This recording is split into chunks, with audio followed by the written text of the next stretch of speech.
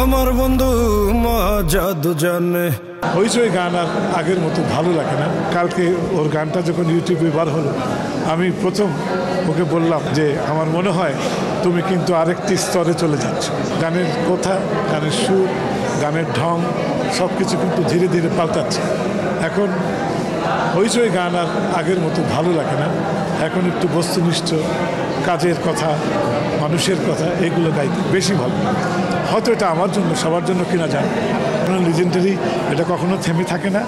আর এটা যেটা আপনি প্রশ্ন করলেন, এটা ওই আসমান থেকে একটি ভালোবাসা, একটি আদর না থাকলে কেউ পায় না।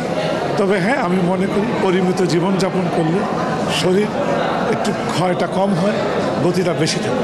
কোনো আক্ষেপ নেই, কেননা আক্ষেপ যেগুলোতে হয় সেগুলার স্বীকৃতি পাওয়ার মতো ঘটনাগুলো ঘটে। আজকে একটা স্বীকৃতি পেলাম, স্বীকৃতি এটা ছোট বড় থাকে না। ভাগ্যে যখন যেটা হবে আমি ওটাতেই বিশ্বাস করি। আমার সম্পর্ক হাবিবের সাথে একেবারে বন্ধুর মতো। যেমন কালকে ওর গানটা যখন ইউটিউবে বার হলো, আমি প্রথম ওকে বললাম যে আমার মনে হয় তুমি কিন্তু আরেকটি স্তরে চলে যাচ্ছ। এটা ও শুনে খুব গভীরভাবে ভাবলো এবং আমাকে একটু জানতে চাইলো সেটা বলতে তুমি কী বোঝাও।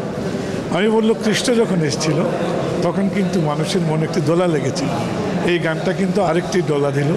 এবং যেহেতু এখন বিদেশ বিভূ এগুলো চলে গেছে, হয়তো এমন হতে পারে আমাদের বাংলাদেশে যেমন রুনা লায়লা হিন্দি ভাষাভাষী, উর্দু ভাষাভাষী বাংলাদেশিদের মধ্যে বিচলভাবে পরিচিতি লাভ করেছেন। উনি একটা সময় পার করেছেন।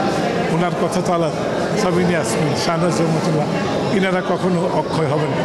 তবে আমাদের দেশ থেকে আমার কেন জানি মনে হচ্ছে এই ছোট্ট বাংলাদেশ থেকে এখন ধীরে ধীরে আমাদের ছেলেমেয়েরা আস্তে আস্তে পৃথিবীতে ছড়াতে শুরু করবে।